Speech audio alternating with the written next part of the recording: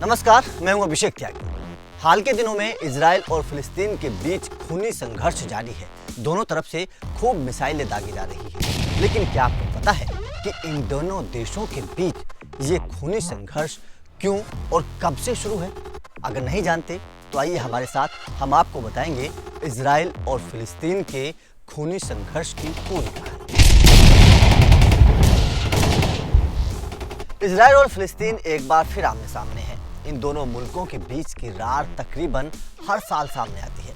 खूनी संघर्ष से लेकर गोलाबारी तक इन दोनों देशों के बीच युद्ध की सी स्थिति बन जाती है। लेकिन क्या आपको पता है कि आखिर इन दोनों देशों के बीच इतनी दुश्मनी की वजह क्या है? आइए हम आपको पॉइंट्स के जरिए समझाते हैं कि आखिर क्या वजह है। मशहूर इतिहासकार बेनी मॉरिस ने अपनी किताब द बर्थ ऑफ द फिलिस्तीन रिफ्यूजी प्रॉब्लम रिवाइज्ड में इस लड़ाई के बारे में कुछ यूं लिखा है कि पहले विश्व युद्ध, जिसने ओटोमन साम्राज्य को पूरी तरह से खत्म कर दिया था, उसने मिडिल ईस्ट की पूरी तस्वीर को बदल कर रख दिया था। क्योंकि युद्ध के बाद लोगों में यहाँ पर राष्ट्रवाद की एक भावना पनपने लगी थी। तब यहाँ के लोगों ने भी दुनिया के अन्य देशों की तरह ही अपने अलग देश की मांग करना शुरू कर दिया था।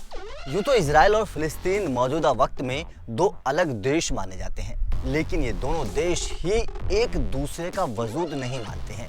हालांकि दूसरे विश्व युद्ध के बाद संयुक्त राष्ट्र ने एक प्रस्ताव लाकर दोनों ही देशों को अलग कर दिया था, जिसके बाद इजराइल पहली बार दुनिया के वजूद में आया।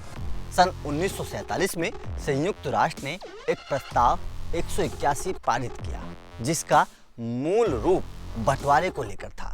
इस प्रस्ताव के तहत ब्रिटिश राज वाले इस इलाके को दो भागों में बांट दिया गया था, जिसमें एक अरब इलाका था और दूसरा यहूदियों का इलाका माना गया था।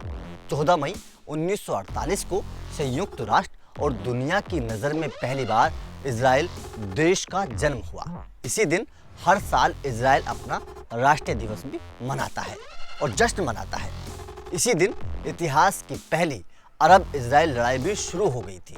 ये लड़ाई करीब 1 साल तक चली थी और 1949 में खत्म हुई थी, जिसमें इजराइल की जीत हुई थी। और अंत में सिर्फ इतना ही हुआ कि करीब 7.5 लाख फिलिस्तीनी लोगों को अपना इलाका छोड़ना पड़ा और अंत में ब्रिटिश राज वाला ये पूरा हिस्सा 3 भागों में बंट गया, जिसे इजराइल, वेस्ट बैंक और गाजा पट्टी के नाम से आज लोग जानते हैं।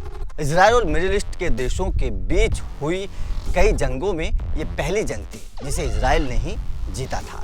याद की जाती है 6 दिनों की जंग। जी हाँ, साल 1948 में इजराइल के गठन के बाद से ही दोनों देशों में कटुता और भी बढ़ गई थी। दोनों ही देश दुनिया में अपने वजूद को स्थापित करने में लगे रहे और एक दूसरे पर आरोप प्रत्यारोप का सिलसिला भी इस दौरान जारी रहा। लेकिन इस जंग के करीब 1.5 दशक के बाद एक ऐसा मौका भी आया था जब इजराइल और पड़ोसी देशों में भयंकर युद्ध शुरू हो गए थे। ये जंग 6 दिनों तक चली थी, लेकिन अंत में जीत यहाँ भी इजराइल की हुई थी। दोनों ओर से कौन लड़ रहा है जंग, ये भी जानिए। इजराइल और फिलिस्तीन के बीच की जंग दोनों ओर से ही आक्रामक अंदाज में लड़ी जाती है। अगर एक तरफ से एक मिसाइल दागी जाती है तो दूसरी तरफ से भी उससे कई गुना अधिक मिसाइलें दागकर जवाब दिया जाता है। लेकिन अगर संगठन के तौर पर जंग की बात करें तो इजराइल की ओर से हर बार की तरह ही मोसाद ने मोर्चा संभाला हुआ है।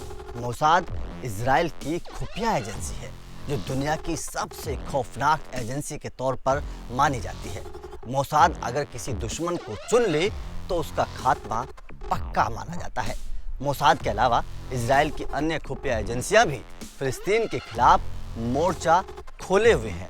दूसरी ओर अगर फिलिस्तीन की बात करें तो इस ओर से ये लड़ाई राजनीतिक तौर के अलावा हर उस मोर्चे से लड़ी जाती है जिससे इजराइल को मात दी जा सके। इन्हीं में से एक है हमास संगठन, जिसे इजराइल आतंकी संगठन कहता है, जबकि हमास खुद को एक राष्ट्रवादी संगठन बताता है जो इजराइल के वजूद को कभी नहीं मानता।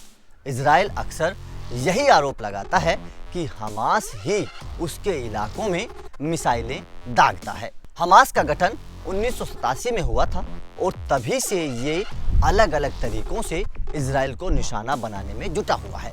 फिलिस्तीन का एक और संगठन जो आज़ादी के लिए संघर्ष कर रहा है वो है लिबरेशन ऑफ फिलिस्तीन ऑर्गेनाइजेशन, जिसे PLO के नाम से भी जाना जाता है, जिसे यासिर अराफात चलाते थे। ये संगठन भी राजनीतिक और अन्य तौर तरीकों से इजराइल का विरोध करता हुआ आ रहा है। दुनिया में फिलिस्तीन को मान्यता मिले और दुनिया इजराइल के वजूद को नकार दे। राजनीतिक तौर पर यही संगठन दुनिया से संपर्क साधता रहा है। तो ये थी इजराइल और फिलिस्तीन के बीच जंग की कहानी।